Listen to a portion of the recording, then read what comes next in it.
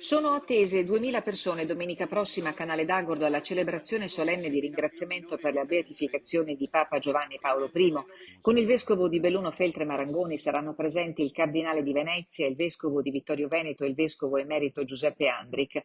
Ieri mattina la chiesa bellunese con la sua guida e i fedeli riuniti in piazza San Pietro e in piazza Papa Luciani a Canale d'Agordo ha vissuto con indescrivibile gioia la beatificazione di Giovanni Paolo I, che sarà ricordato ogni anno il 26 agosto, giorno della sua ascesa al Soglio Pontificio.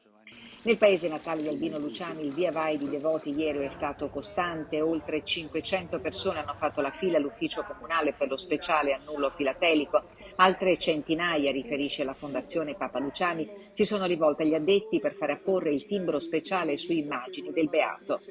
Andi rivieni senza sosta anche al Museo Papa Luciani e nella parrocchiale dove campeggia la statua in bronzo ad altezza naturale di Albino Luciani. Gli aneddoti sulla figura del Papa del sorriso e dell'umiltà affollano i ricordi di chi ha avuto il privilegio di conoscere personalmente il Beato, come Don Nereo Tommasi, assistente spirituale degli Scout di Venezia, quando Luciani della città lagunare fu patriarca, titolo che mai durante gli incontri precedeva il suo nome. Andavamo periodicamente a salutare e a fare gli auguri alla patriarca. Conserva un ricordo prezioso.